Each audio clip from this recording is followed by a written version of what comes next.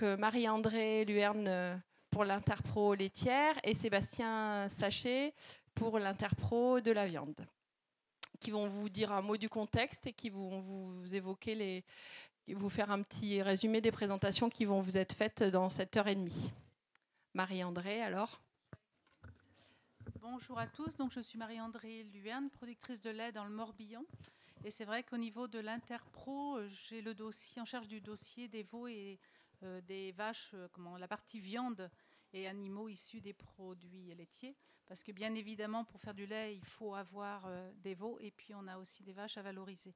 Donc c'est vrai que ce travail-là, la filière laitière s'est engagée depuis quelques années à travailler en partenariat avec les deux Interpro, CNIEL et Interbev, pour trouver des solutions. Parce que voilà, c'est pas inné d'avoir une destination pour tous les veaux laitiers. Et c'est vrai que de travailler les deux interpros ensemble, c'est dans le but de trouver des solutions. Alors, il n'y aura pas une solution unique, mais c'est trouver ensemble l'avenir qu'on peut voir pour nos veaux. Et on se dit qu'il ne doit pas y avoir un veau qui naît en France qui n'a pas une destination valorisable, parce que ça ne doit pas être un sous-produit, mais c'est un coproduit. Donc, on a vraiment cette volonté-là. Et on travaille vraiment sur l'adéquation entre l'offre et la demande. Donc, on va parfois vite, parfois pas vite, mais toujours dans l'esprit des filières, avec bien sûr la filière veau de boucherie, qui est aussi une de nos grandes destinations de nos veaux. Oui, donc bonjour à tous, Sébastien Sachet, donc en tant qu'éleveur de veaux de boucherie juste à 30 km au sud de Rennes, donc très proche du secteur. Donc en tant que membre de la section veaux d'Interbev, c'est pour ça que je suis là aujourd'hui. Et donc je voulais aussi vous remercier tous d'être présents parce que pour la journée traditionnelle au SPAS, donc le mercredi du SPAS, on parle toujours de la journée du veau. On n'a pas eu de porte ouverte ce matin, heureux, mais ça viendra l'année prochaine, ça recommencera. Mais tous les mercredis après-midi du SPAS, il y a toujours cette conférence qui concerne le veau. Donc le veau laitier issu du troupeau laitier est valorisé en veau de boucherie. Et c'est bien parce que la salle est encore complète aujourd'hui. Donc merci à vous en tous les cas pour votre présence. Donc nous, en tant que producteurs de veaux, ben oui, comme tu l'as dit, Marie-André, on valorise et on engraisse ces petits veaux issus du troupeau laitier.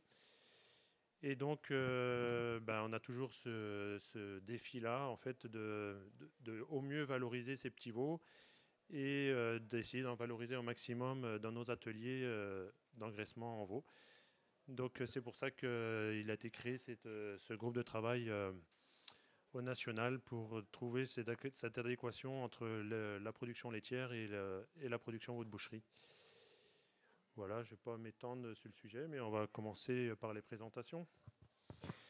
Donc je vais accueillir Baptiste Buzanski qui va qui va se présenter et nous faire une présentation sur le paragonage de la valorisation des veaux laitiers dans 10 pays dans le monde. Donc merci. Donc bonjour à tous. Oui, donc moi je suis Baptiste Bugzinski, je travaille au service économie des filières au sein de l'Institut de l'élevage et effectivement dans le cadre des discussions menées par les professionnels autour de la valorisation de ces petits veaux laitiers, on a été amené donc à essayer de regarder ce qui se passait côté valorisation de ces petits veaux laitiers un peu partout dans le monde et notamment chez les grands producteurs laitiers avec des profils assez différents, mais j'y reviendrai. Alors tout d'abord quelques éléments de constat qui ont notamment emmené les professionnels à se poser toutes ces questions et à créer ce groupe de travail. Ici vous avez les flux de veaux, donc les exportations des petits veaux laitiers par les pays de l'Union européenne à 27, soit chez leurs voisins, soit dans les pays tiers, mais bon, pour l'essentiel, les exportations de veaux se font au sein de l'Union européenne. Premier constat, c'est qu'entre tous les ans, on exporte entre 1,5 et 2 millions de petits veaux laitiers vivants au sein de l'Union européenne et que l'Allemagne reste de loin l'exportateur numéro 1 devant la France. mais que la France, vous voyez, c'est la partie bleu ciel des histogrammes qui est entourée en rouge, ne cesse de voir ses exportations de veaux vivants croître jusqu'à atteindre l'année dernière, donc en 2021, 350 000 veaux exportés, notamment vers l'Espagne, mais j'y reviendrai. Et puis, un autre petit constat, c'est qu'on a des pays qui étaient historiquement exportateurs, comme la Pologne, que vous avez en violet dans les histogrammes, là, quasiment en haut, qui, de son statut d'exportateur net à son entrée dans l'Union européenne, est devenue faiblement exportatrice et même importatrice dans le cadre du développement de sa filière d'engraissement de jeunes bovins. Et donc maintenant, on a regardé les exportations. Qui importe ces veaux Eh bien, pas grand-chose d'étonnant. Côté premier importateur, c'est les Pays-Bas, et notamment pour sa filière de production de veaux de boucherie. Mais si on regarde donc le jaune et le orange donc pour l'Espagne, on s'aperçoit que chaque année, grosso modo, plus de 2/3 des veaux sont importés par les Pays-Bas et par l'Espagne. Et puis l'Espagne, donc une part de veaux importés croissante année après année. Et puis, si on y rajoute à ces deux pays l'Espagne, l'Italie et la Pologne, qui, je vous l'ai dit, est devenue importatrice nette, eh bien, on a 90%, plus de 90% des importations de petits veaux laitiers au sein de l'Union européenne à 27. Donc en France, pourquoi on exporte plus de veaux C'est lié en partie à la fin des quotas laitiers et la respécialisation des fermes laitières qui bon an mal an, a supprimé les ateliers d'engraissement de ces veaux au profit de la production laitière, alors qu'il y a 10 ans, les veaux laitiers nés en France, ils étaient essentiellement valorisés dans le pays, donc d'abord sous forme de veaux de boucherie, mais aussi sous forme de gibet, voire de bœufs. Aujourd'hui, donc, on les exporte en vif, et on voit bien là sur le graphique en bas les évolutions, mais j'aurais pu mettre la même chose sur la production de gibet ou de bœufs laitiers. On a des exploitations qui, avec engraissement ou production de viande bovine, qui ne cessent de diminuer année après année, et qui donc libèrent des veaux sur le marché de l'export en vif. Et d'où les questions que se posent les professionnels, avec des prix du veau qui peuvent être dégradés, car ultra dépendants notamment du débouché espagnol, et puis notamment aussi des discussions qui ne cessent de croître au niveau bien-être et au niveau du transport de ces petits veaux laitiers, avec des menaces sur la réglementation et sur le devenir du transport de ces petits veaux. Donc ces petits veaux laitiers, et ce sera la partie gauche là, de mon diaporama, vous avez les veaux issus du cheptel laitier. Qu'est-ce qu'ils sont devenus pour ceux qui sont nés en 2018 ? Donc on s'aperçoit que quand on regarde le premier histogramme, qui sont les veaux laitiers mâles, en France, l'essentiel, ça reste de la production de veaux de boucherie, puisque presque 2/3 de ces veaux mâles laitiers, ils sont valorisés en veaux de boucherie.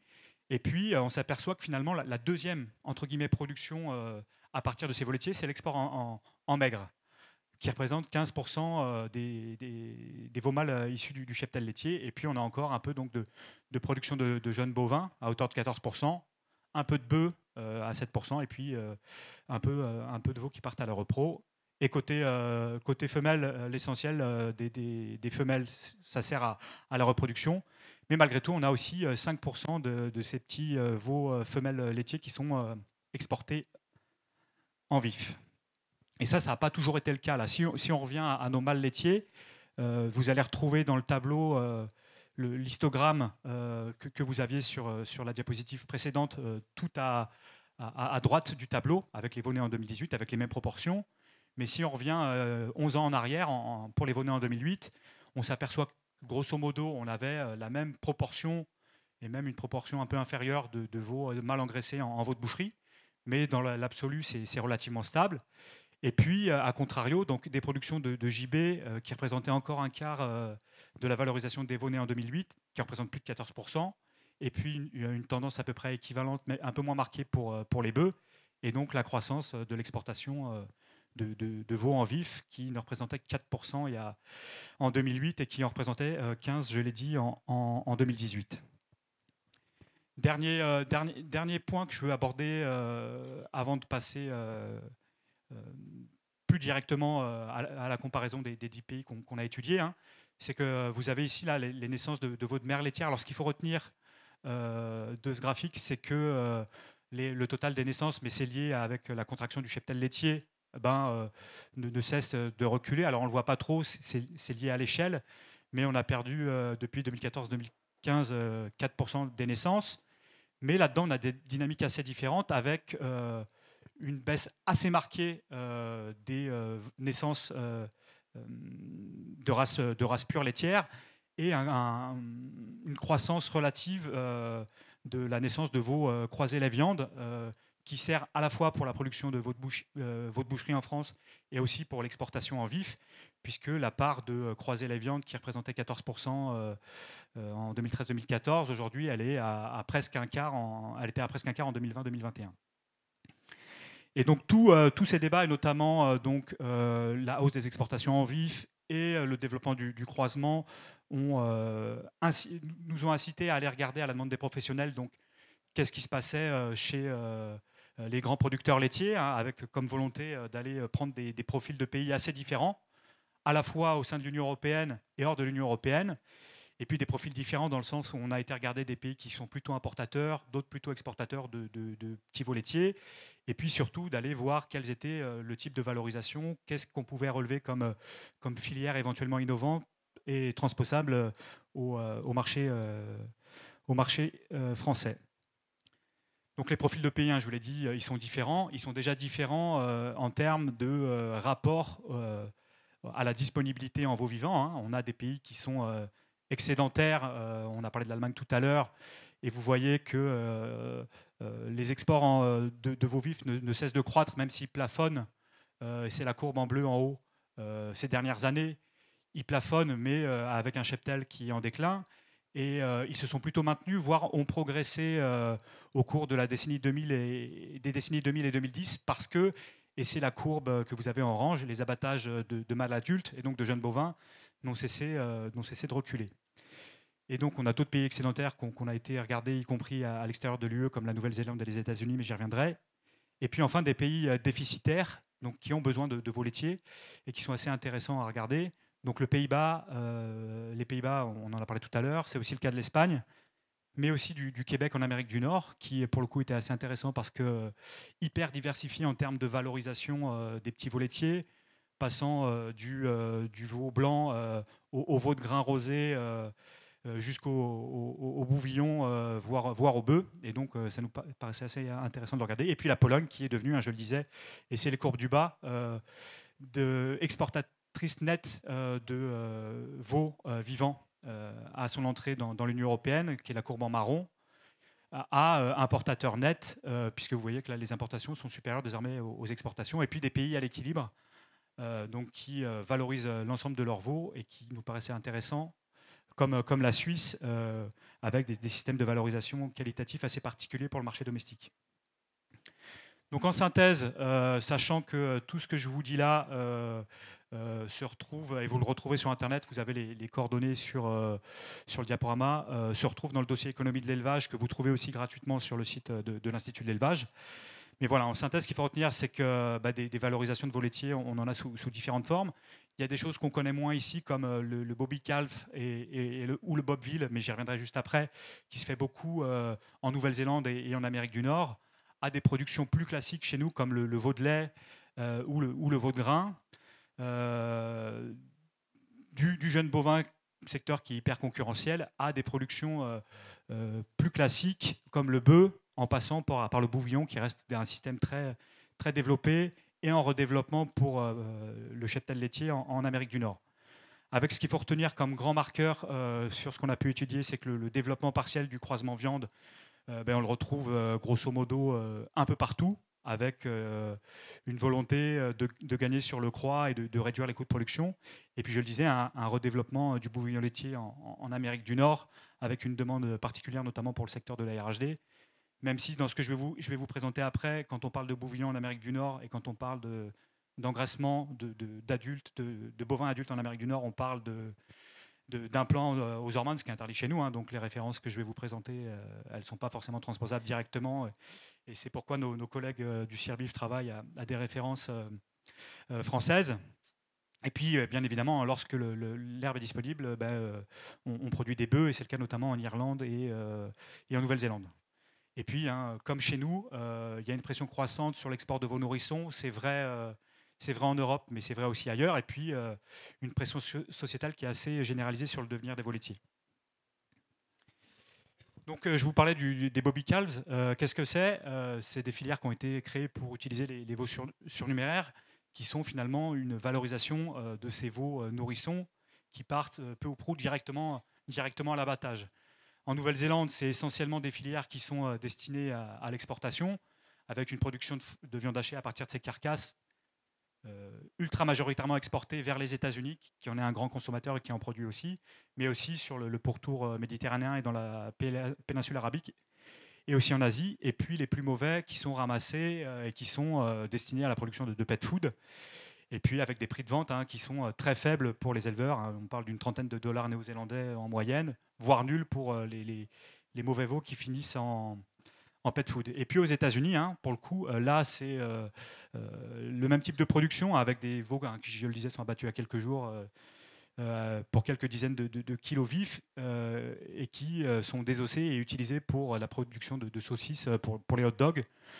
Et puis aussi de viande préparée type pastrami, une espèce de jambon qu'on retrouve dans les sandwichs aux États-Unis pour la street food et qui est largement utilisé dans la transformation. Mais bien évidemment, si le transport du veau vivant peut être problématique et soulever des questions au niveau de la société, le fait de les abattre, c'est assez compliqué et c'est une image de production qui est de plus en plus problématique, notamment en Nouvelle-Zélande. Et puis, ce qu'on a pu observer, c'est qu'on a des filières de valorisation qui sont plus classiques. On a quelques pays qui produisent du veau de lait avec des coûts de production très variables en fonction des marchés qui sont visés, avec des coûts de production qui sont assez relativement faibles aux Pays-Bas, à plus fort au Québec et je le disais aussi en Suisse. Et d'ailleurs, le fait de la libéralisation des marchés, notamment au Québec avec le CETA et l'ouverture du marché de la viande bovine et donc du marché du veau canadien, on pensait surtout qu'on allait recevoir de la viande rouge depuis le Canada.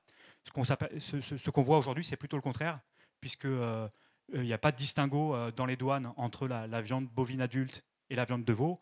C'est finalement, on reçoit peu de viande rouge depuis le Canada, mais à contrario, les Pays-Bas exportent beaucoup et de plus en plus de veaux de boucherie à destination du Québec et de l'Amérique du Nord, et donc vient pleinement concurrencer la production québécoise qui est en déclin, notamment sur la production de veau de lait. Et donc, il y a relativement peu de consommateurs dans le monde de ce type de veau. En Europe, on le sait. En Amérique du Nord, il y a quelques segments de consommation, notamment en RHD, quand on parle du Canada, mais aussi des États-Unis, dans le bassin new-yorkais, où on consomme encore pas mal de viande de veau. Et donc, une forte dépendance à ce secteur de la RHD, aussi bien en Europe, mais aussi en Amérique du Nord, avec tous les problèmes qui ont pu être connus ici, comme en Amérique du Nord pendant la pandémie de Covid-19.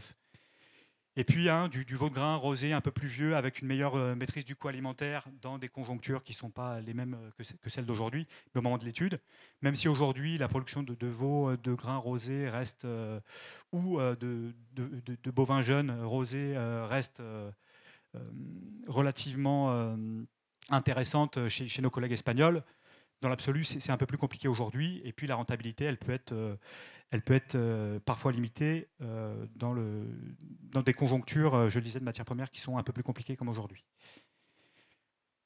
Donc les bœufs qui sont plutôt globalement une production en déclin, qui perdure essentiellement dans les pays où il y a de la disponibilité assez élevée en pâturage, notamment en Irlande ou en Nouvelle-Zélande, et qui est une production plutôt lente, et donc plutôt abandonné au profit du bouvillon. Donc il y a aussi, avant de parler du bouvillon, il y a le jeune bovin qu'on connaît bien, mais qui est une production à forte concurrence en Europe, notamment pour les gibets laitiers, avec l'essor, je le disais, de la Pologne, mais aussi de l'Espagne, qui est capable de produire des gibets laitiers à partir de nos petits veaux à des tarifs défiant toute concurrence, et même aujourd'hui avec des prix de matières premières élevés reste relativement compétitif et donc acheteur de nouveaux laitiers.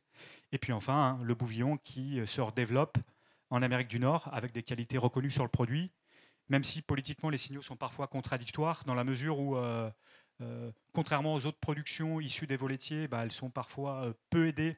C'est le cas au Québec, puisque les bouvillons laitiers, contrairement aux bouvillons allaitants, sont exclus du système d'assurance revenu. Et puis aux États-Unis, on a redéveloppé le bouvillon jusqu'à un certain point, et il y a des abattoirs qui aujourd'hui étaient demandeurs et comme Cargill aujourd'hui à Jocelyn dans l'Illinois, a décidé d'arrêter l'abattage de gibier laitier car ça devenait trop important par rapport à leurs débouchés. Et puis, ce redéveloppement en Amérique du Nord, je le disais, ça intègre des données qui sont issues avec implantation d'hormones. Donc là, je ne vais pas forcément détailler cette diapositive, mais c'est un type de diapositive qui est présenté par les collègues québécois aux éleveurs engraisseurs au Québec pour faire la promotion de la production de bouvillon à partir du cheptel laitier, en montrant que certes, le rendement est moins élevé, mais qu'on est capable de faire des portions qui sont adaptées à la RHD et que si à conformation équivalente, finalement, le bouvillon il est payé 15 centimes de moins au kilo vif au Québec, généralement, il y a plus de qualité en moyenne sur, et notamment plus de grains intramusculaires qui fait que une bonne partie des gibiers, des bouvillons Holstein sont classés, sont mieux classés et finalement on fait plus que compenser cette sous-valorisation du bouvillon laitier. Et donc je le redis, un des éléments forts qu'on a vu, c'est que lorsqu'elle est disponible, mes collègues vous en parleront tout à l'heure sur ce qui se fait notamment au cirbif, l'utilisation d'herbes et du pâturage, elle est publicitée pour la production de bouvillon, pour les questions de coût, je le disais tout à l'heure, mais aussi pour des raisons d'image. Et c'est une des niches que souhaite développer, un des segments que souhaite développer la Nouvelle-Zélande, même s'il y a beaucoup de pression déjà sur les pâturages liés à la production ovine et la production laitière, c'est de redévelopper à la place de ces bobby calves, en tout cas d'une partie de ces bobby calves, des bouvillons ou des bœufs et aller chercher des marchés export en valorisant cette image herbe. Et puis nos collègues irlandais, eux, le font déjà avec Origin Green pour aller chercher des marchés en Europe et ailleurs qu'en Europe. Donc le développement du bouvillon laitier, j'y reviens pas. Et puis le croisement, là vous avez 3 graphiques, j'aurais pu en mettre un dans chaque pays dès lors que les données sont disponibles. Vous avez les tendances de races de taureaux utilisées pour le croisement ou les naissances de veaux croisés les viandes. Donc au Danemark, vous voyez en plein essor, on retrouve à peu près ce qu'on a vu sur les proportions étudiées tout à l'heure en France. C'est la même chose, c'est la courbe sur le deuxième graphique, les pointillés bleus au Québec, avec l'utilisation de taureaux de race à viande qui ne cesse de se développer. Et puis pareil, en Suisse, avec une proportion de vaches laitières inséminées avec des taureaux de race à viande qui connaît une croissance continue. Donc voilà, alors je ne vais pas forcément vous développer ce tableau, mais tout ce qu'on s'est dit là, en termes de disponibilité de veaux nourrissons, est-ce qu'on est dépendant ou est-ce qu'on est excédentaire? Qu'est-ce qu'on produit à partir de ces veaux? Comment on est soutenu? Vous voyez qu'il y a des grosses différences entre les pays, ce qui explique aussi les dynamiques observées. Et puis, deuxième graphique que vous retrouverez dans le dossier économie de l'élevage qui est disponible sur le site de l'Institut de l'élevage, c'est qu'on a des profils de coûts de production, que ce soit du veau, de la viande de veau ou de bovins plus âgés, gibier et bouvillon, qui expliquent aussi la compétitivité relative de certains pays par rapport à d'autres. Et notamment, je vous parlais pour le veau, la grande compétitivité du veau hollandais par rapport au veau québécois et qui vient depuis la disparition des droits de douane sur le veau hollandais, concurrencer directement la production québécoise en Amérique du Nord. Donc, ce qu'on voulait dire, c'est que toutes les valorisations, elles trouvent des débouchés soit sur le marché local ou à l'export, mais qu'il est difficile de dégager de cette étude une équation parfaite. J'arrive pas en vous disant le veau nourrisson laitier français, c'est comme ça qu'il faut l'utiliser, parce que je sais pas faire, mais que l'analyse de la variété de la variété des solutions qu'on a observées et qu'on retrouve dans le dossier économie de l'élevage, eh ben, elle est là pour nourrir la réflexion de la task force que vous ont présenté les élus tout à l'heure, et puis des travaux que pilotent mes collègues aussi bien au CIRBIF qu'à la station Vaud-Boucherie. Donc, et je vous conseille à aller consulter le dossier économie de l'élevage sur le site de l'Institut quand vous en aurez l'occasion. Après ce parangonnage, on vous a évoqué le fait que le COPIL avait réfléchi à toutes les solutions qui pouvaient être déployées à court terme ou à moyen terme, voire même à long terme, pour essayer d'améliorer l'adéquation entre les disponibilités et les débouchés. On va vous présenter 2 illustrations. Donc la première de ces illustrations, elle va être présentée par Clément sur les essais qui ont été menés pas loin d'ici, là, à Moron, pour la production de jeunes bœufs et de génisses avec un passage à l'herbe. Et ensuite, on développera un autre débouché des veaux laitiers. Juste, pardon Clément, pour vous dire aussi qu'on vous a distribué un certain nombre de documents, le MAG de l'IDEL, et aussi une plaquette qui vous présente les différentes pistes sur lesquelles on essaye de travailler toujours pour cette amélioration disponibilité des bouchers. Bon, vous m'entendez, oui. Donc bonjour à tous, Clément Fossard. Donc moi je suis dans le service production de viande à l'Institut de l'élevage.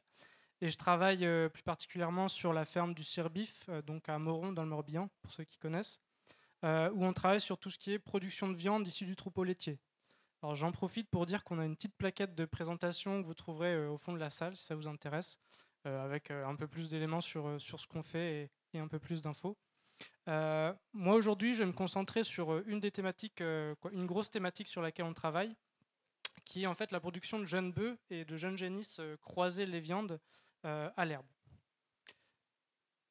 Donc le contexte, je vais passer rapidement, hein, Baptiste l'a dit, était très clair, mais quand même pour en remettre une petite couche, nous donc on cherche à tester une nouvelle production de viande à partir de veaux croisés laitiers dans un contexte où en fait on observe une érosion de la production de veaux, veaux de boucherie et gibet laitier. Donc une baisse de l'engraissement sur le territoire français. Nous, on cherche à redynamiser un peu ça. Et du coup, on a en contrepartie une augmentation des exportations de petits veaux. Pour redonner un autre chiffre, hein, en 2021, c'était 22% des veaux laitiers disponibles pour l'engraissement qui étaient exportés. Donc 22% dans là-dedans, en fait, il y a tous les veaux mâles laitiers et puis les 25% que montrait Baptiste, là, qui n'étaient pas destinés à la reproduction de femelles. Et donc tout ça, donc on est dans un contexte où on a une faible valeur générale quand même du veau laitier. Et donc nous, on cherche à produire des productions qui sont également sources de valeur ajoutée et qui répondent aux demandes du marché. Et principalement en fait au marché de la RHD, la restauration hors domicile, qui elle est là plutôt en demande de carcasses légères, 300 kg plutôt, bien finies, suffisamment grasses. Et en fait aujourd'hui, ce marché-là, il est principalement approvisionné par des viandes d'importation de carcasses de vaches de réforme laitière. Donc en fait, on voit que finalement, on exporte des veaux, mais on importe également de la viande laitière. Donc voilà, un peu dans ce contexte-là, nous, ce qu'on cherche, c'est à mettre au point des itinéraires d'engraissement, qui répondent un peu à ce contexte-là. Donc bien sûr, on cherche à produire des carcasses qui sont en adéquation avec la demande de la RHD. Donc du 300 kg de carcasses à partir d'animaux finis jeunes. On est sur des âges à l'abattage autour de 16-18 mois. Et on cherche aussi à assurer une certaine régularité de production, régularité dans le temps notamment. Et en fait, ça passe par deux types de conduites qu'on teste qui correspondent à 2 périodes de naissance et donc finalement 2 périodes d'abattage également. En plus de ça, on cherche à répondre à la demande sociétale en termes de bien-être de bien-être animal, d'environnement et puis aussi de qualité. Hein.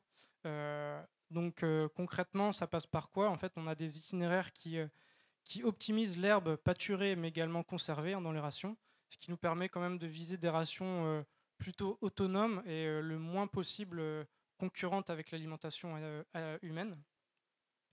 Et puis, on cherche aussi à prendre en compte le bien-être animal, l'environnement et puis la qualité des produits finaux. Et donc là-dessus, on cherche également, parce qu'aujourd'hui, Baptiste l'a montré, on a un développement du croisement croisement laitier, lait viande. Mais en fait, à l'intérieur de ce chiffre, de cette augmentation, il y a plusieurs types de croisements, du charolais, du blanc-bleu, etc. Donc nous, l'idée, c'est de tester un peu ces différents types de croisements et voir ce que ça peut donner sur nos itinéraires. Donc concrètement, les 2 itinéraires qu'on teste, vous les avez en bas de du diaporama. Donc une première conduite qui correspond à une naissance d'automne, où les veaux, en fait, ils arrivent sur la ferme à une quinzaine de jours, donc plutôt en octobre. Il y a une phase de nurserie, on les sèvre 56 jours après l'arrivée sur la station. Ensuite, ils passent une phase de post-nurserie. Ces veaux-là sortent une année complète à l'herbe, en pâturage, puis sont rentrés l'hiver pour être finis sur des auges. Et donc abattage plutôt février-mars, avec des animaux qui ont 17 mois, 17-18 mois. La deuxième conduite, c'est des veaux plutôt nés l'hiver, donc qui vont arriver sur la ferme plutôt en janvier, pareil à une quinzaine de jours. Donc une phase de nurserie, sevrage, petite phase de post-nurserie. Ces veaux-là vont sortir une première année au pâturage, mais plutôt à partir de juin. On les rentre en bâtiment l'hiver, et par contre ils ressortent une deuxième fois pour être finis à l'herbe. Donc pareil, abattage à 17-18 mois, et l'herbe du coup plutôt en juin-juillet. Donc je vous parlais de croisement, on les retrouve ici. Chaque bande qu'on teste, en fait, il y a 56 animaux répartis sur les 7 croisements que vous avez là, donc 8 animaux par type génétique. Sur Holstein, on va retrouver en fait le Limousin, Charolais, INRA 95 et Blanc-Bleu, qui sont en fait aujourd'hui les 4 croisements qu'on va retrouver majoritairement dans la ferme lait française classique. Et on a également choisi de positionner également le croisement Angus sur Holstein, qui est un croisement qu'on va plus retrouver aujourd'hui à l'international. Regardez un peu, comparer nos races françaises par rapport à une race plutôt internationale. Et vu que le problématique de la valorisation des veaux laitiers, ça ne concerne pas que les primes Holstein, on a également fait le choix d'intégrer des veaux normands purs et des normands croisés limousins dans nos essais. Donc à partir de tout ça, en fait, on a monté un programme expérimental plutôt ambitieux, qui va s'étendre jusqu'en 2024. Et qui a commencé en 2019. Donc vous avez un peu ici l'enchaînement des bandes. On va retrouver en fait 4 blocs, et dans chaque bloc, on va retrouver les 2 conduites, naissance automne, naissance hiver, que je vous parlais juste avant. Et en fait, les 2 premiers blocs qui sont aujourd'hui finis, ça s'arrêtait à l'été 2022. On a eu les derniers abattages de ces premiers 2 blocs cet été. C'était une production de jeunes bœufs. Donc là, on a déjà toutes les données. On va pouvoir cet automne avoir des premiers bilans vraiment consolidés sur la production de bœufs. Et puis les 2 blocs qui suivent, en fait, c'est sur une production de jeunes génisses, donc les mêmes itinéraires, mais avec des veaux femelles, et les mêmes types génétiques. Et donc tout ça, ça se finira en 2024, et d'ici là, on aura en tout 448 animaux qui seront engraissés et phénotypés sur ces conduites. Ça représente donc moitié 224 bœufs, 224 génisses. Et puis ça représente 64 animaux par croisement, par type génétique. Donc voilà un peu pour le programme expérimental. Sur les premiers résultats, qu'est-ce que je peux vous raconter aujourd'hui? Donc ici, on a un premier bilan sur les conduites automne de bœufs, donc les 2 conduites qui sont finies, dont je vous parlais juste avant.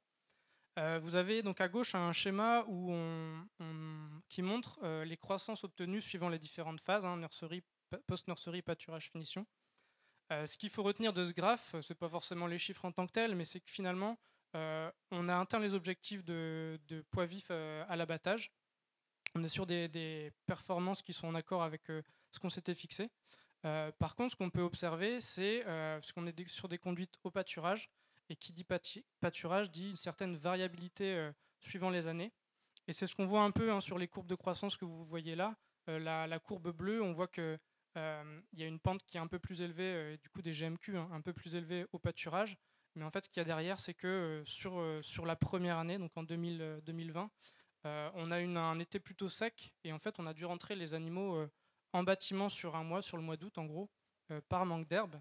Donc ils ont été alimentés à l'auge, et on voit qu'à ce moment-là, on a eu des croissances un petit peu plus élevées. Mais en tout cas, globalement, les croissances étaient au rendez-vous sur les 2 années. Par contre, on voit que sur des conduites où on a de l'herbe pâturée, forcément, il faut s'adapter en fonction des années et des conditions climatiques et de la pousse de l'herbe. Finalement, les bilans alimentaires, donc vous l'avez sous forme de camembert là. Ce qu'on voit, c'est que je vous parle de production de viande à l'herbe, hein. On voit que l'herbe ici, ça représente plus de 50% du bilan alimentaire total sur l'ensemble pas de la vie, puisqu'ils arrivent à 15 jours, mais quasiment, de la vie de l'animal. Et puis en gros, on a un quart de pourcent du bilan alimentaire qui est l'ensilage de maïs, et puis une vingtaine de pourcents de concentré. Donc quand je dis concentré, nous c'est du blé, blé aplati, et puis un petit peu de tourteau de colza. Donc voilà pour la première conduite. Sur la deuxième conduite, c'est la même diapo quasiment.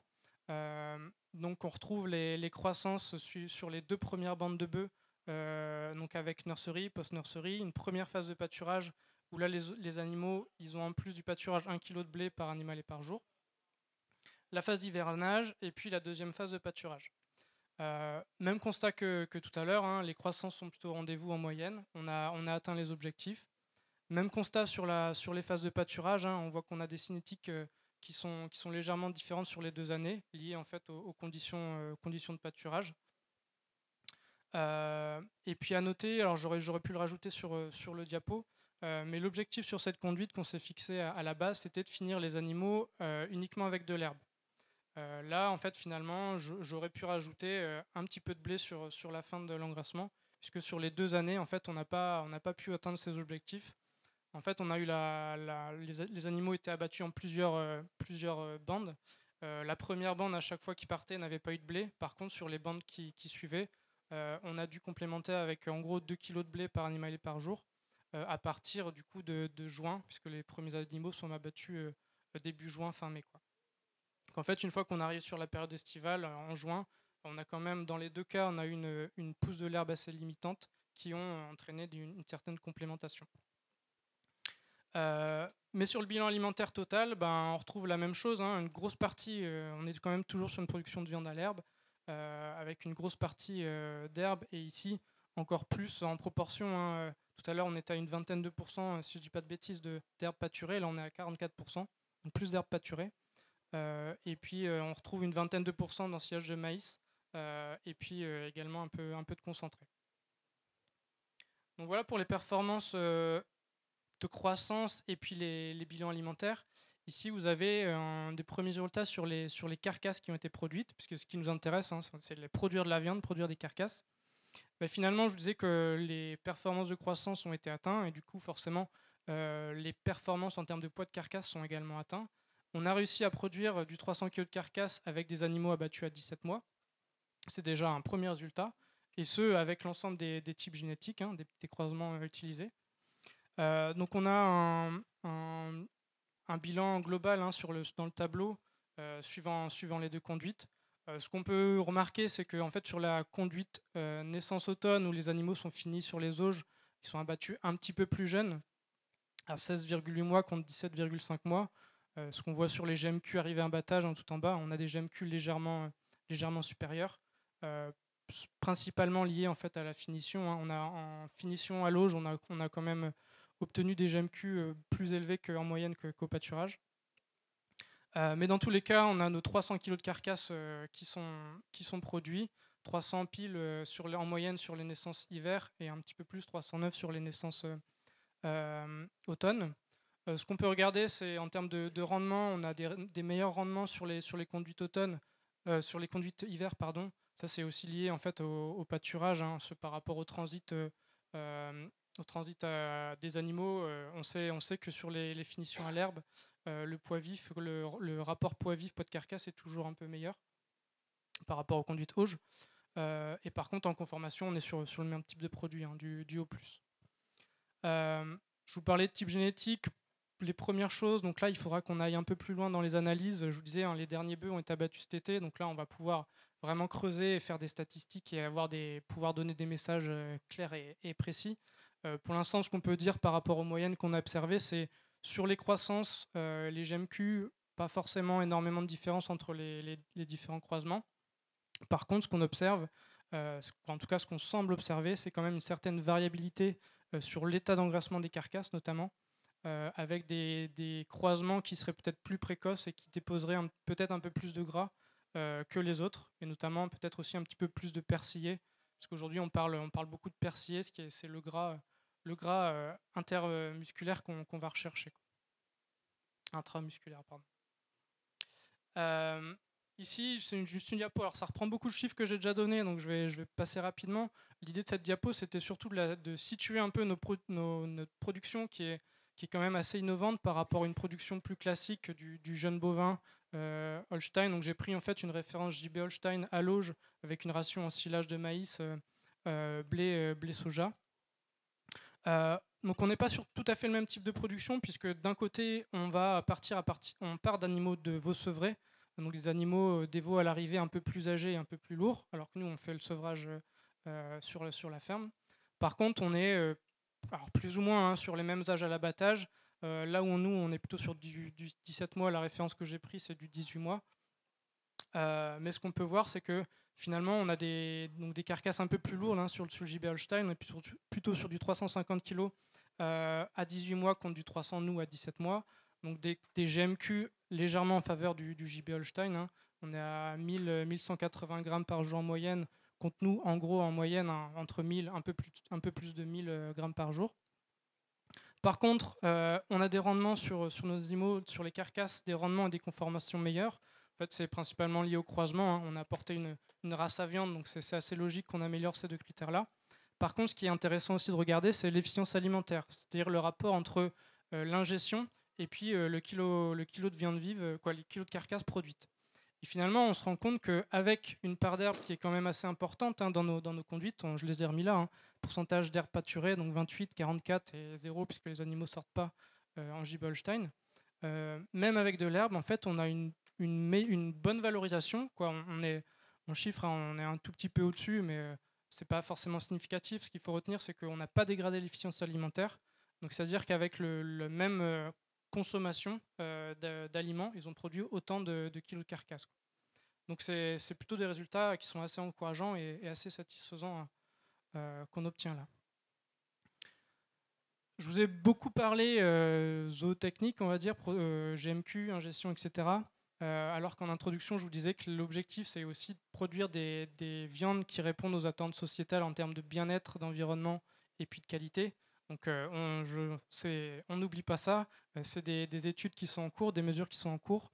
Sur la qualité des viandes, donc je vous ai présenté quelques résultats sur les carcasses produites, mais on va aller encore plus loin avec des analyses chimiques, lipidiques des viandes, avec des prélèvements qu'on a fait là sur les abattages.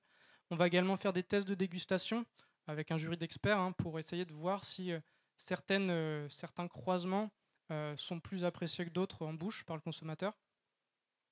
On va aller aussi un peu plus loin sur le bien-être animal et sur la santé des animaux, avec un protocole là, qui est mis en place sur les conduites génisses, où on essaie de regarder un peu l'impact du réallotement entre les passages à l'herbe, en bâtiment, etc., sur les interactions entre les animaux, sur les indicateurs de bien-être qu'on classiquement utilisés. Puis on regarde bien sûr aussi l'aspect sanitaire des veaux, notamment sur la période de nurserie. On va également faire des bilans environnementaux avec la méthode CAP2ER notamment. On va aussi regarder tout ce qui est autonomie protéique, efficience protéique nette, etc. Tous les indicateurs qui sont aujourd'hui reconnus, on va également on va passer nos essais un peu dans la moulinette de ce type, de l'ensemble de ces indicateurs. Mais en plus d'aller plus loin sur les conduites et sur les aspects techniques des conduites, on va aussi aller un peu plus loin sur le potentiel de développement de ce type de conduite sur le terrain. Donc en fait, ça va passer par notamment des enquêtes en élevage. Aujourd'hui, dans le cadre d'un programme qui s'appelle Valovo, on fait des enquêtes dans les élevages pour essayer de voir un peu les freins et les leviers que peuvent rencontrer les éleveurs à mettre en place ce type de conduite dans leurs élevages. On a regardé ici un petit peu les carcasses qui sont déjà produites sur les croisés pour voir un peu quelle variabilité on peut obtenir, notamment en fonction des croisements, et puis comparer aussi un peu cette base de données à ce que nous on obtient dans nos essais, prendre un peu de recul sur ce que nous on fait.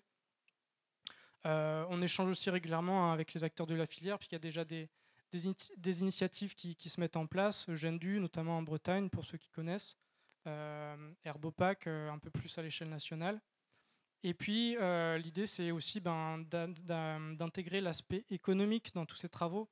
Donc ça, c'est le fait dans le cadre du COPIL CNEL Interbev, dont on parlait un petit peu en introduction, où l'idée c'est voilà, d'aller jusqu'au coût de production, d'aller jusqu'au prix de revient de ce type de production et de voir un peu comment on les situe par rapport en fait, à d'autres conduites, d'autres productions de viande issue de troupeaux laitiers.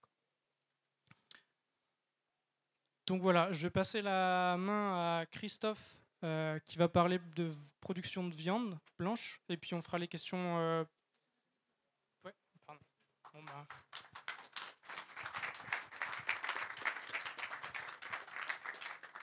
Je voudrais quand même dire qu'on a été quand même, on a bien fait quand même de garder cette ferme qui était voilà, une ferme expérimentale et qui était vouée à disparaître. Donc on a quand même bien anticipé les choses puisque là on a des bases de résultats qui peuvent commencer à nous éclairer, nous les producteurs. C'est vrai que je voudrais remercier l'équipe. Clément, tu transmettras à l'équipe qui travaille au CIRBIF à Moron pour la qualité du travail et des études qui est menée. Et c'est vrai qu'on a la chance d'avoir un outil performant au service des agriculteurs.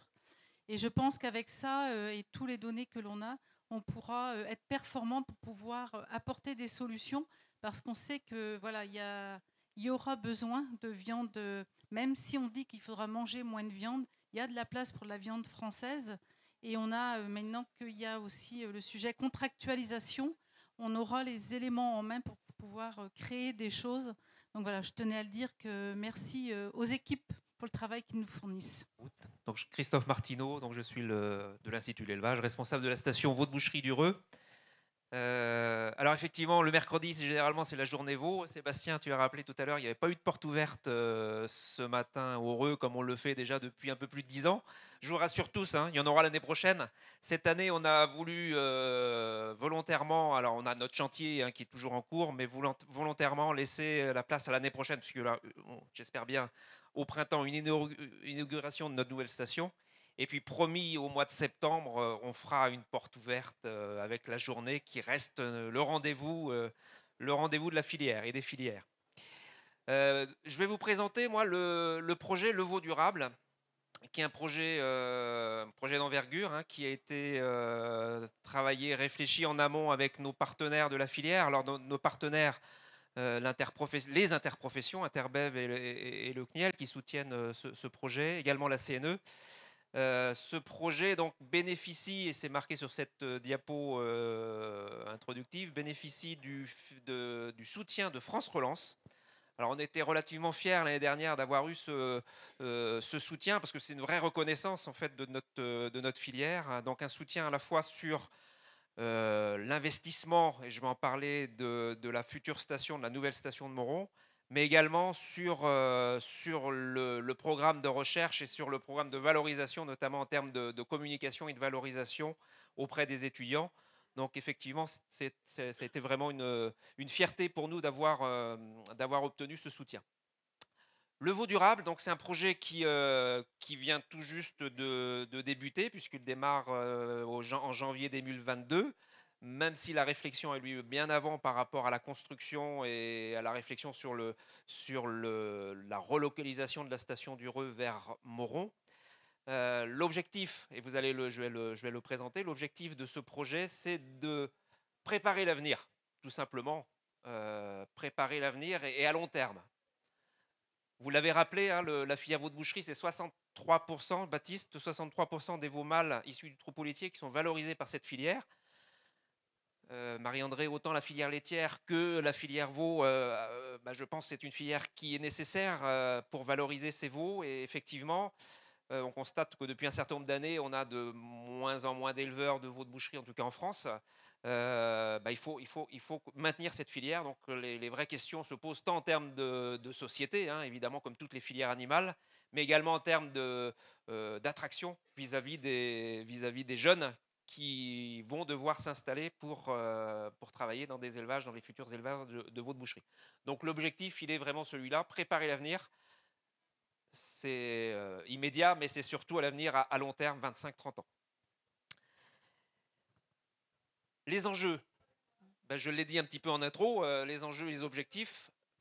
Enjeu du plan de filière, puisque la filière veau de boucherie a travaillé sur son plan de filière, notamment sur la structuration de cette filière et la transformation des élevages. On a déjà travaillé, hein, on travaille déjà dessus sur certains projets d'envergure, notamment mon collègue Didier Bastien qui pilote le projet Renouveau sur l'évaluation des nouveaux modèles de production de veau de boucherie en réponse aux attentes sociétales.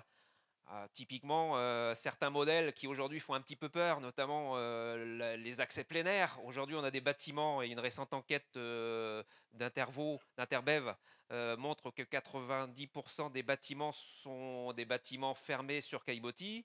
Effectivement, c'est le modèle standard qu'on va peut-être devoir faire évoluer à la marge, mais effectivement, c'est des questions qui nous sont posées par la société, il faut y travailler. Donc Renouveau, précisément, c'est un projet CASDAR qui travaille sur ces nouveaux modèles, à la fois sur l'alimentation et sur le logement. On verra également sur la durabilité. Qu'est-ce qu'on entend sur la durabilité, la responsabilité, puisque le projet a été construit aussi sur des aspects environnementaux, bien-être animal. Donc c'est la station et les études qui seront conduites auront pour objectif aussi de répondre à ces questions de durabilité et de responsabilité en termes de bien-être et d'environnement. Deuxième point, c'est l'acquisition de références. Aujourd'hui, on travaille au Reux. Alors, je vous rassure, il y a toujours des veaux au Reux. On n'a pas encore déménagé à Moron. On a toujours un programme en place.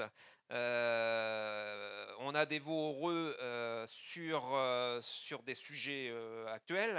Demain, on va continuer et on va proposer. On va nous solliciter d'ailleurs pour mener de la recherche précisément sur le veau, sur un certain nombre de sujets. Et puis le troisième point qui est alors peut-être un petit peu nouveau en ce qui nous concerne, même si on le fait partiellement au Reux, mais ce qu'on souhaite développer, c'est la partie démonstration et communication. Je vais y revenir, mais clairement, on a besoin de faire connaître la production de veau au public, alors public professionnel, consommateurs également. Donc là, on a vraiment ciblé ce projet-là sur la communication, la formation. Je vais y revenir sur la formation des scolaires. Et je vais vous présenter les moyens qu'on va mettre à disposition pour pouvoir y parvenir. Si on rentre dans la description du projet, 3 axes principaux. La construction de la station, vous avez une petite photo où je vous montrerai si la technique marche, une petite vidéo du chantier. Donc la construction de la nouvelle station donc, sur le site de Moron. En quelques mots, pour ceux qui ne savent pas, donc on a la ferme des Bouviers donc sur le site de Moron qui travaille aujourd'hui sur les bovins. Donc Clément l'a présenté sur les bovins d'engraissement viande rouge. Et l'année prochaine, on aura le deuxième pilier avec la partie veau de boucherie, viande, on ne va pas dire blanche, on va dire rosé clair. Le deuxième axe, c'est les programmes d'études. Sur les nouveaux, dans la continuité de ce qu'on fait dans certains programmes actuels sur les nouveaux modèles de production. Et puis le troisième axe, c'est le dispositif de démonstration, la formation sur la production de veau de boucherie. Une diapo juste pour situer un peu géographiquement le site de Moron. Vous avez l'Heureux, là, une vue du ciel sur la station, l'Heureux, donc une station qui commence à dater, construite en 1974. Tout est parti de là en fait. On a aujourd'hui une station qui fonctionne, mais qui aurait nécessité par rapport aux demandes, notamment de nos partenaires professionnels, qui auraient nécessité des aménagements, voire la construction de nouveaux bâtiments. Et c'était plus possible pour eux puisqu'on a quasiment le lotissement qui se situe à 200 mètres. Hein. Donc on est quasiment intégré dans la ville. Ce qui pose aussi des problèmes vis-à-vis des citadins, notamment en termes d'effluents, de passage d'engins, etc. Ceci étant, donc là, le choix a été fait de racheter une parcelle à Moron, sur le site de la Touchesse-Bouvier. Donc on est situé par rapport au Reux à 40 minutes. Voilà, on change de département. Le Reux, l'Ille-et-Vilaine, Moron, le Morbihan. Ça ne change rien, on reste en Bretagne. Moi, je ne suis pas breton, mais... Donc on a racheté donc cette parcelle, une parcelle de 3 hectares qui appartenait à un sélectionneur génétique qui avait des porcheries. Donc il a fallu démolir ces porcheries. Je vais passer assez rapidement, mais là aussi un point important, c'est la démolition, mais au-delà de la démolition, c'est le désamiantage des porcheries. 2500 mètres carrés de bâtiments à démolir et à désamianter avant de démarrer la construction en tant que telle. Donc ça, pour des éleveurs qui sont dans la salle, c'est un problème qu'on avait soulevé. C'est un investissement important avant même de commencer la construction. Pour vous dire, les 2500 mètres carrés de bâtiments, c'est un budget de 150 000 € de démolition et de désamiantage.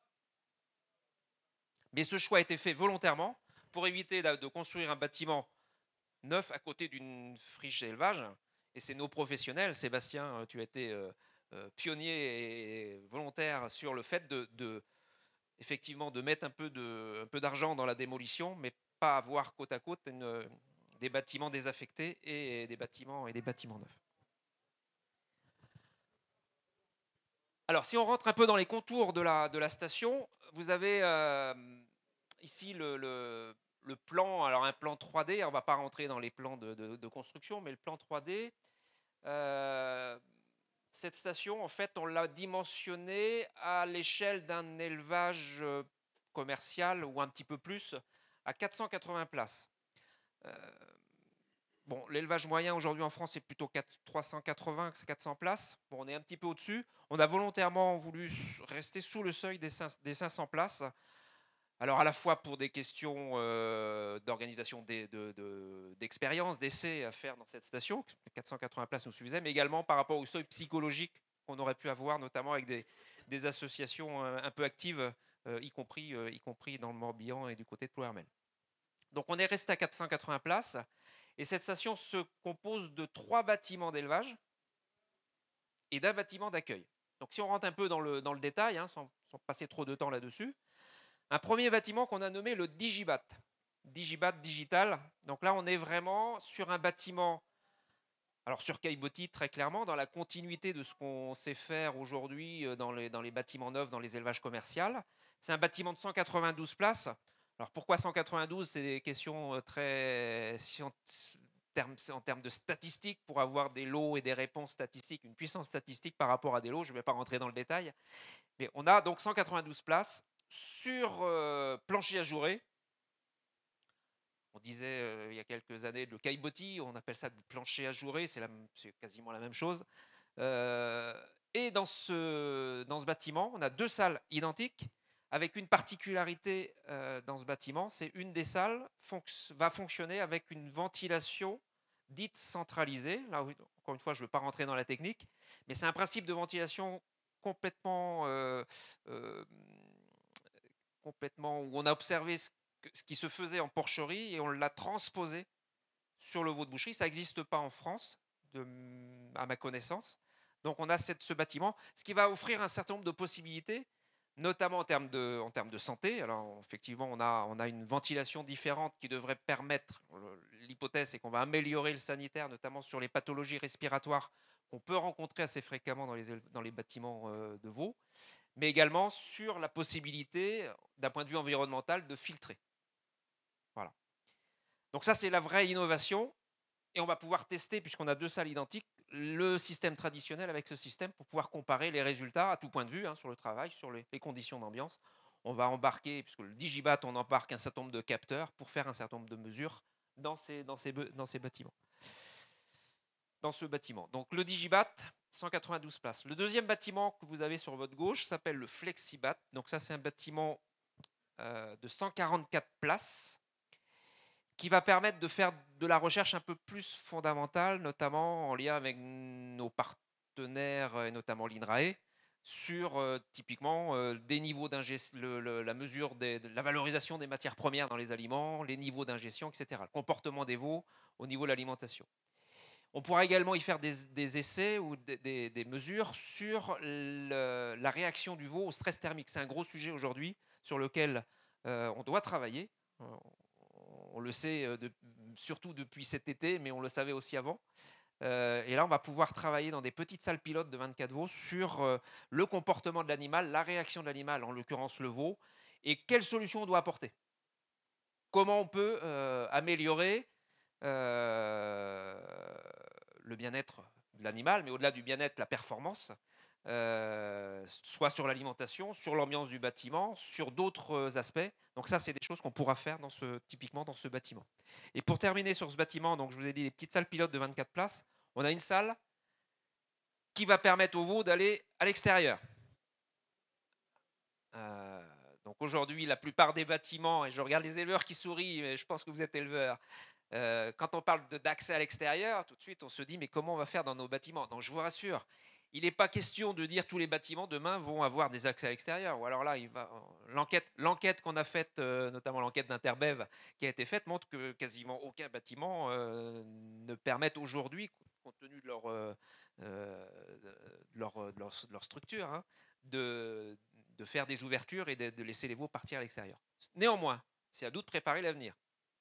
Donc si on doit montrer dans quelles conditions, notamment dans le cadre de construction de bâtiments neufs, pourquoi pas, dans le cadre d'un cahier des charges bien spécifique, comment on peut travailler avec des bâtiments qui ont accès à l'extérieur, on aura ici l'outil, on aura l'expérience et montrer comment on doit travailler dans un modèle de ce type-là.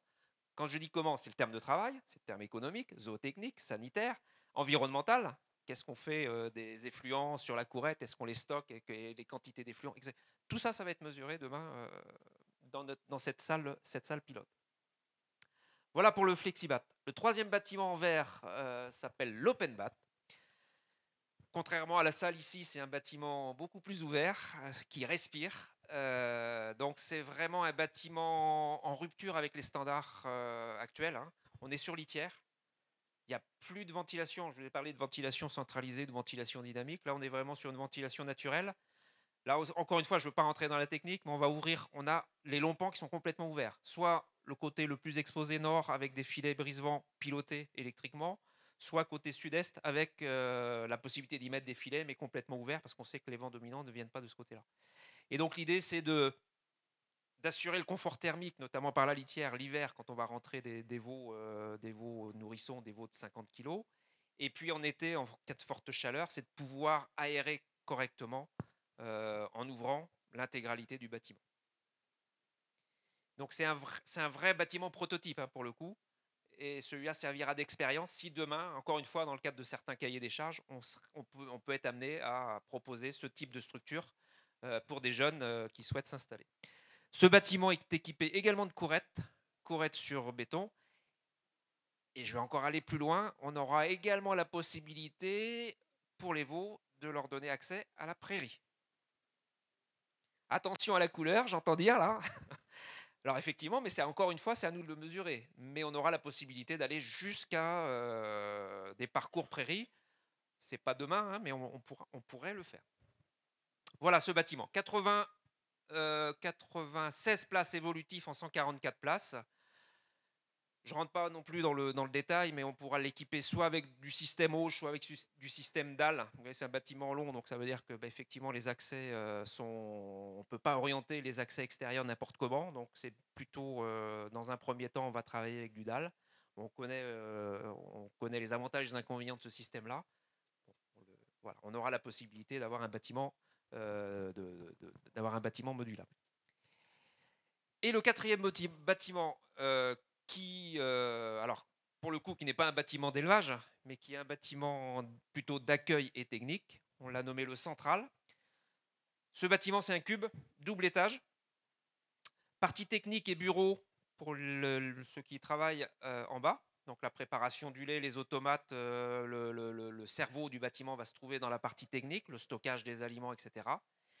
Et à l'étage, on va retrouver quelque chose, un concept qui existe par ailleurs hein, dans d'autres élevages, notamment aux stations expérimentales. C'est une salle showroom avec des baies vitrées pour pouvoir accueillir nos partenaires et respecter les aspects biosécurité, notamment sans les faire rentrer dans les salles avec toutes les tenues, etc.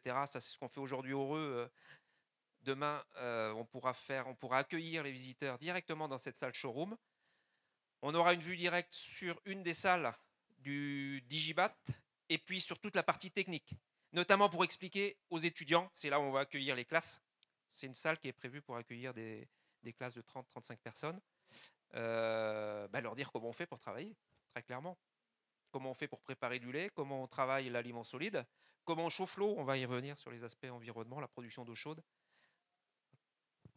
Donc voilà pour les contours de ces bâtiments. Juste un point quand même, c'est notre fil rouge sur l'aspect environnemental, la naturalité. Marianne, tu me dis par rapport à l'heure s'il faut que j'aille un peu plus vite.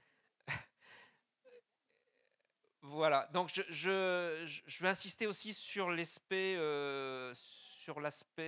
environnemental, le projet.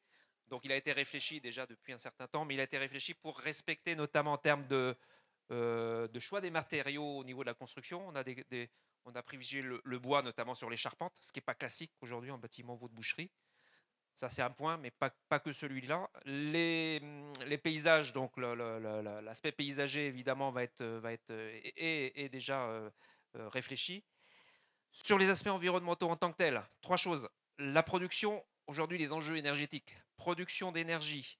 On va avoir 3 systèmes de production d'énergie qui existent en partie heureux.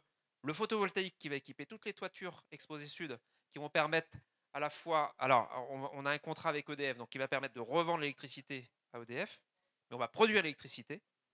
Deuxième chose, c'est des panneaux solaires thermiques pour chauffer l'eau nécessaire à la réhydratation du lait pour les veaux.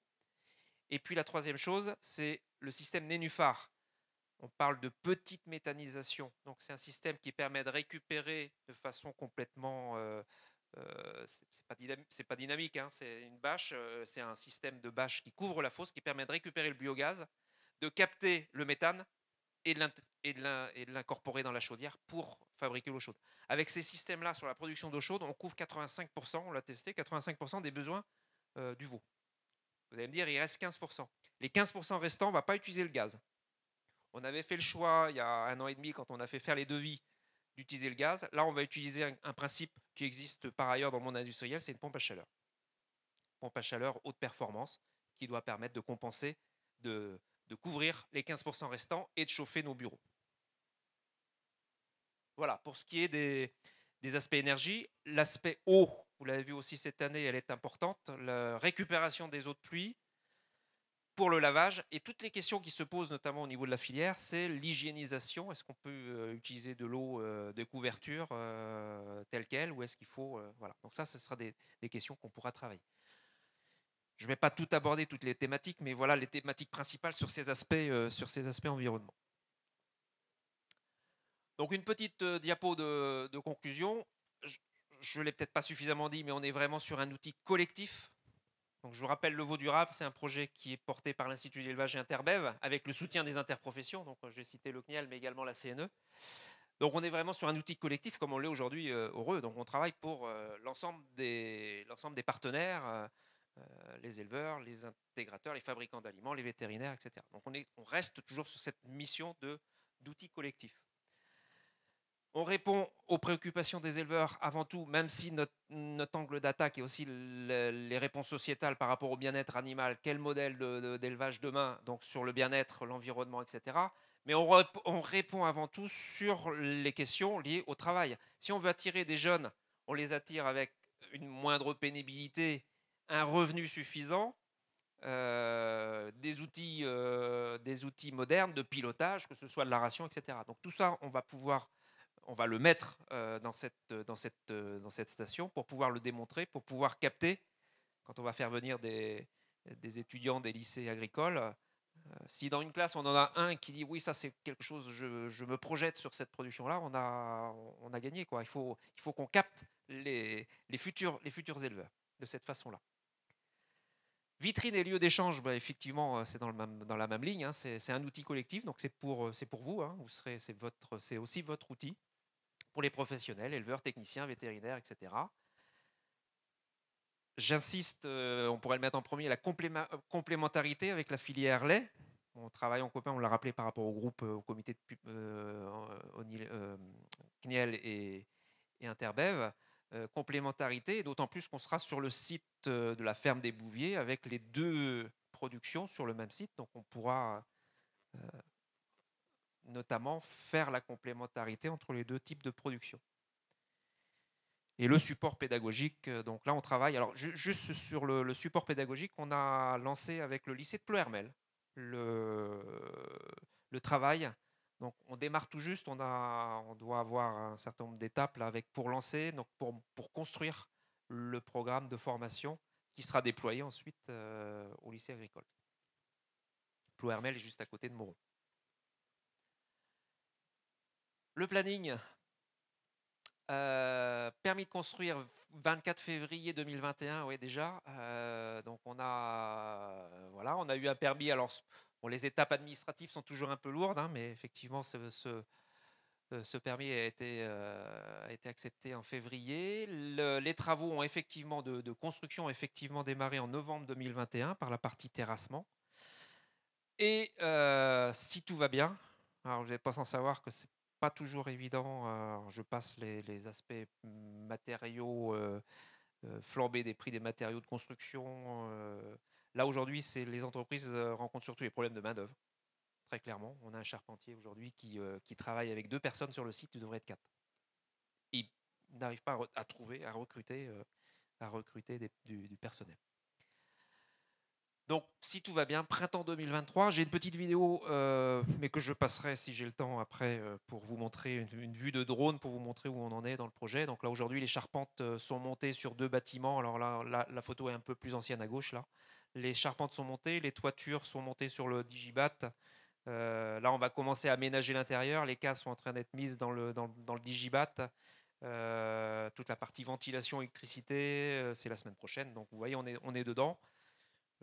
Quand je dis on, c'est l'équipe, hein, je ne suis pas tout seul. Je regarde Didier et Magdalena qui était tout à l'heure ici et Virginie participent et les collègues participent aussi au suivi du chantier.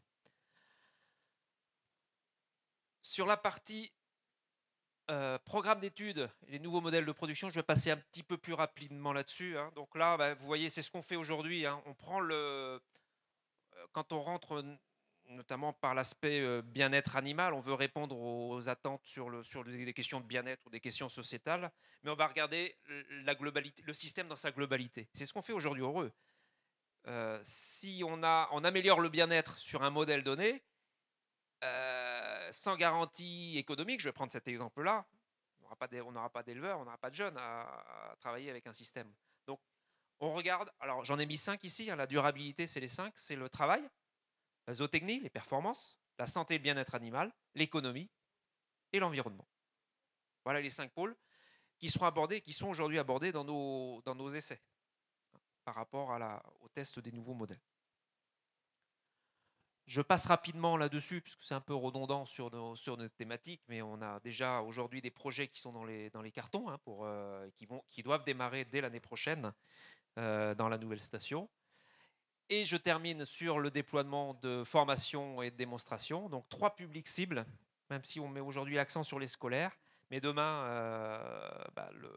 la station de Moron, c'est vraiment le point de chute. Hein, c'est l'outil pour accueillir nos professionnels actuels, éleveurs, techniciens, etc.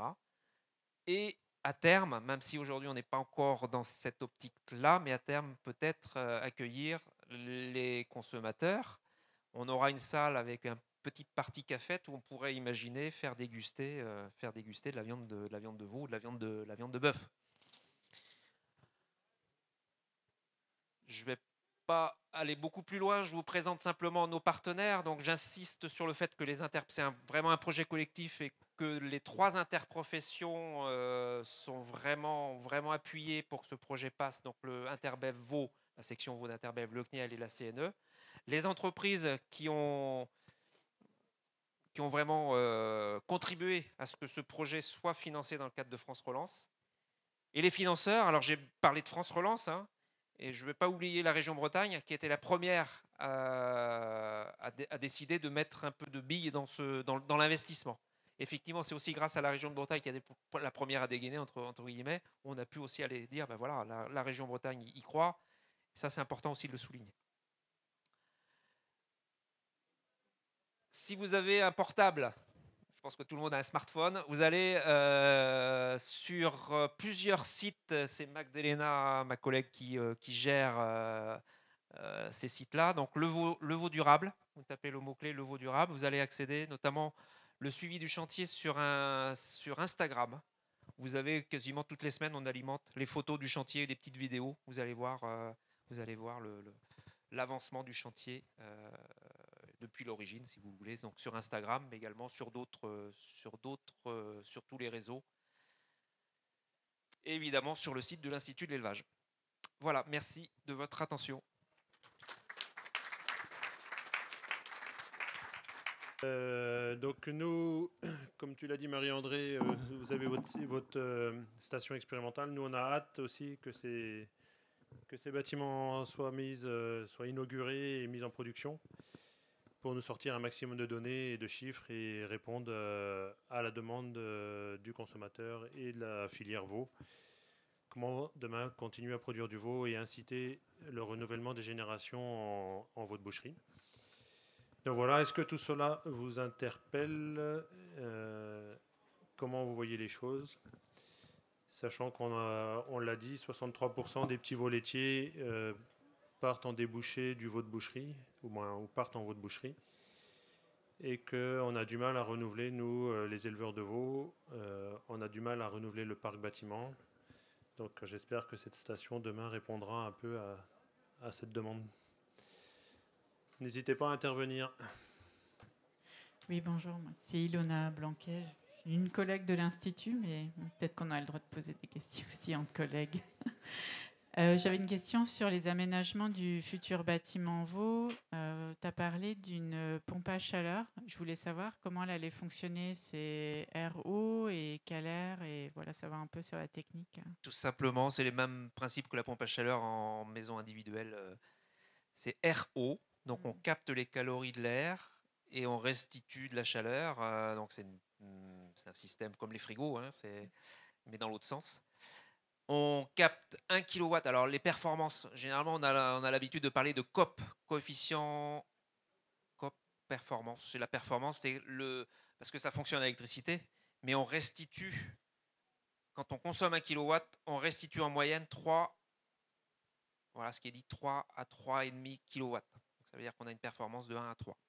Et c'est l'air, par exemple, qu'il y a dans le bâtiment, ou c'est l'air extérieur? Ambiant. C'est l'air extérieur. D'accord, parce que c'est vrai que les veaux eux-mêmes émettent de la chaleur et chauffent, entre guillemets, alors on l'air pourrait de imaginer, mais... pourrait imaginer effectivement mettre un système de pompe à chaleur à l'intérieur des salles avec les calories dégagées par l'animal.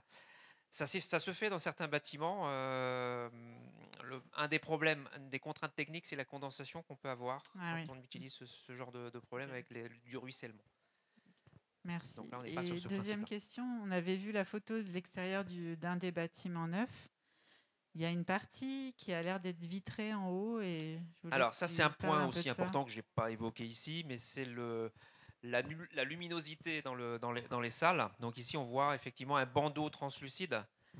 On a 2 bandeaux translucides sur ces salles-là. En fait, alors pour rentrer dans la technique, c'est pour les techniciens, on a dimensionné l'ouverture translucide par rapport à la surface du bâtiment. Et tous les translucides font 5% de la surface du bâtiment. C'est ce qu'on connaît en volaille aujourd'hui, c'est dans les cahiers des charges. Dans les bâtiments veau de boucherie aujourd'hui, on est plutôt inférieur. Donc là, on a mis 5% de notre surface au sol en surface vitrée translucide. Donc vous avez un bandeau sur ce qu'on appelle le long pan, et vous avez un deuxième bandeau au niveau du faîtage qu'on ne voit pas ici, parce qu'on a une toiture décalée qui permet d'avoir une entrée de lumière par le faîtage du bâtiment. Normalement, c'est censé réduire les besoins en éclairage, mais on ne va pas complètement les éliminer. Alors, l'éleveur de veaux travaille tôt le matin et tard le soir, donc il faudra allumer, hein, ça c'est clair. Alors, sur les aspects éclairage quand même, pour terminer là-dessus, tous nos équipements électriques sont des équipements à économie d'énergie, notamment la ventilation. C'est le concept aujourd'hui qu'on connaît depuis un certain nombre d'années, ventilateur économe, type EC Blue, pour ceux qui connaissent. Et puis l'éclairage, c'est des LED. On n'a plus le droit de mettre autre chose, donc on est en éclairage LED. Par rapport à la consommation globale du bâtiment, on va consommer quasiment moins dans le futur outil que ce qu'on consomme aujourd'hui au REU. Et pour faire le repère, notre production d'électricité photovoltaïque, même si elle va être revendue à EDF, va produire 10 fois plus que ce qu'on consomme. Donc on va restituer en fait de l'électricité. Donc Christophe, il faut qu'on on en a parlé il y a un peu plus d'une heure maintenant, là, mais la dénomination de notre surface de luminosité naturelle. On parle toujours par rapport à une surface au sol, et en fait on va changer, on va parler par rapport à une surface de bardage, des longs pans. Et en fait, au mieux d'avoir 5%, et on peut se dire 95% de surface obscure, on va parler de 30%, parce que les 5% par rapport à la surface au sol vont faire plus de 30% de la surface de bardage. Oui. Bah alors on le voit bien, Donc, hein. On est quasiment sur ces niveaux-là, parce que le sol remonte, on est quasiment sur mais les pour 30%. certaines personnes, ça peut paraître très sombre, en fin de compte, alors qu'en fin de compte, c'est tout le contraire, c'est très clair. Mais si on parle de plus de 30% par rapport à la surface des longs pans, ça change toute la donnée. Mais voilà, il faut qu'on s'habitue à... Très bonne remarque, donc je serai attentif. Mais c'est pas vieux, hein, c'est que de tout de suite. C'est tout à l'heure. Bonjour, moi c'est Julien, je suis technicien chez Ecom West. Je suis confronté à un problème régulièrement, c'est que mes éleveurs me demandent aujourd'hui j'ai un bâtiment à neuf, comment je le fais? Donc moi je ne peux pas répondre à cette question, je ne sais pas si vous pouvez. Est-ce que c'est à moi de répondre ou à toi, Sébastien? Non, mais c'est la question que tout le monde se pose, je pense. Si vous, en tant qu'intégrateur, vous ne savez pas conseiller, du moins, je ne parle pas de l'entreprise, hein, mais je parle de tous les intégrateurs, je pense quand même que c'est plutôt à l'intégrateur de répondre à l'éleveur, on veut ce type de bâtiment-là, parce que nous, en tant qu'éleveur, on va répondre à une demande de l'intégrateur. Certains éleveurs peuvent avoir leurs idées de conception du bâtiment, mais est-ce que l'idée de l'éleveur va répondre à la demande ou au marché de l'intégrateur? Donc moi j'espère quand même que demain c'est quand même les intégrateurs qui vont venir nous dire par rapport à notre marché ou notre débouché on veut tel type de bâtiment, ou par rapport à une niche par exemple avec l'open bat, voilà, c'est quand même un partenariat éleveur-intégrateur de savoir quel type de bâtiment on va faire demain.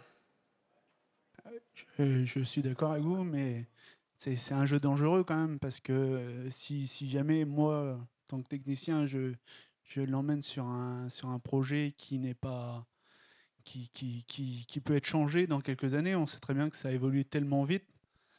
Voilà, et qu'on me reproche après derrière, voilà, tu m'as dit de faire ça, et puis aujourd'hui c'est plus bon, quoi. Ah mais de toute façon, c'est clair, hein, on a toujours investi, on a toujours renouvelé et rénové les bâtiments, on a évolué en fonction des réglementations, on a fait que ça, et nos parents et les générations précédentes ont fait aussi que ça, de toujours faire évoluer la production. Donc très clairement, aujourd'hui, on a du mal à répondre à cette question parce que il y a trop d'enjeux économiques, il y a trop d'enjeux de demande sociétale. Quand aujourd'hui on nous parle de transport des petits veaux, quand on nous parle d'âge pour pouvoir transporter les petits veaux, quand on nous parle de suppression des cages, voilà, comment on fait demain? Nous, on ne sait pas faire. On ne sait pas faire et on ne sait pas répondre à comment on peut élever nos veaux sans nos baby box aussi, quoi. Donc, moi, je ne peux pas répondre non plus. Du moins, je ne vais pas me prononcer sur... on ne sait pas. On va faire investir un éleveur 600 000 euros dans 400 places. Et même, je dis 600 000 euros, c'est même plus ça aujourd'hui. C'est plutôt 800 ou 1 million. Pour dire que dans 5 ans, il va falloir, ou avant, il va falloir modifier le bâtiment, quoi. C'est pas possible. On n'a pas la prétention, effectivement, je rejoins Sébastien, on ne va pas pouvoir répondre comme ça d'emblée, qu'est-ce qu'il faut faire, on n'est pas... par contre, par rapport à ce projet-là, on aura un panel. Donc c'est là où il faudra venir voir les avantages et inconvénients, y compris sur les aspects économiques, parce qu'aujourd'hui, c'est l'économie aussi qui prime.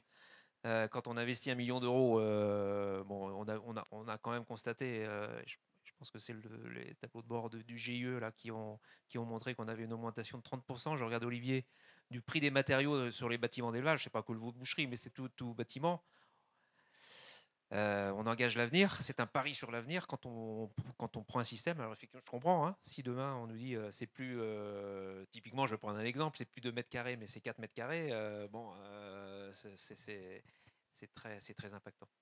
Donc là, pour le coup, on aura un panel de différentes solutions On n'a pas les prétentions de tout voir, mais on pourra discuter des avantages et des inconvénients. On n'est pas là pour dire qu'il faut faire tel système par rapport à tel autre, parce que ça dépend des stratégies hein, des uns et des autres. Mais on aura le panel. Et normalement, on aura assez rapidement le recul par rapport à l'utilisation des différents systèmes. Et c'est pour ça que je disais tout à l'heure, on a hâte que cette station sorte pour essayer d'avancer un peu plus vite ou d'essayer d'y voir un peu plus clair sur le veau de demain. Comment on pourra produire notre veau demain. Avec tout l'enjeu changement climatique et climat. Et neutralité carbone éventuellement si on va aller jusque-là. Bonjour, j'ai une question pour Clément. Tu nous as présenté des itinéraires techniques très intéressants pour produire des animaux de 17 mois, des animaux que tu qualifiais à l'herbe. Enfin, tu l'as utilisé plusieurs fois. On a vu que dans les rations moyennes, il n'y avait que 50% en moyenne d'herbe. Au regard des premiers résultats, quel levier technique vous identifiez aujourd'hui pour augmenter cette part d'herbe? Alors oui, il y a que 50% d'herbe, mais il y a aussi 50% d'herbe comparé à d'autres. Comparé aux productions plus conventionnelles, on va dire, on est quand même une part d'herbe plus importante. Après, oui, on peut encore aller plus loin. Hein. C'est vrai que là, on est sur un début, sur des premiers essais où on a quand même voulu assurer un peu le coût avec des rations qui étaient quand même assez denses. On a cherché à avoir des rations assez denses en énergie, bien équilibrées en termes de PDI sur F, etc. Mais on pourrait, pourquoi pas, prendre un peu plus de risques entre guillemets, puisqu'en fait, l'inconvénient de l'herbe, si on peut dire ça, c'est qu'on peut avoir une plus grosse variabilité selon les années. C'est un peu plus risqué que l'ensilage de maïs, par exemple. Mais on pourrait quand même aller plus loin avec... là, sur les rations à l'auge, on était sur des rations 50% ensilage d'herbe, 50% ensilage de maïs.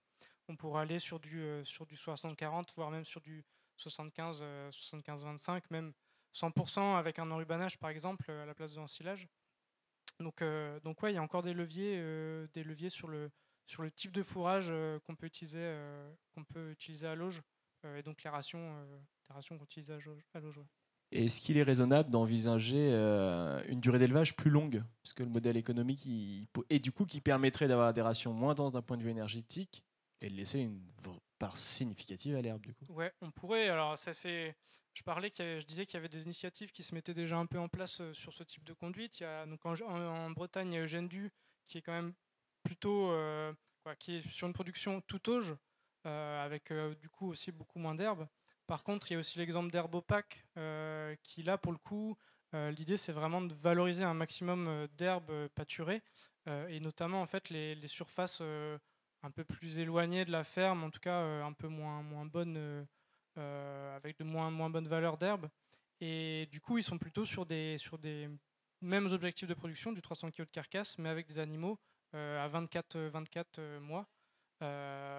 Et finalement, ils y retrouvent aussi leur compte. C'est juste l'âge à l'abattage va être un peu plus long. Il y aura peut-être aussi une plus grosse variabilité. C'est ce qu'ils voient, une plus grosse variabilité sur les carcasses produites, avec des animaux plus hétérogènes, sur la conformation, sur la taille des carcasses, sur l'engraissement aussi en termes de persillé, de marbré, d'engraissement. Donc l'intérêt aussi d'avoir des animaux jeunes, c'est aussi ça, c'est d'avoir des carcasses le plus homogènes possible, avec, comme je le montrais, des types de croisements qui sont différents et qui entraînent cette variabilité. Donc c'est possible techniquement. Après, est-ce que c'est ce qui est voulu par les opérateurs? Ça sera à eux de répondre. Merci à tout le monde.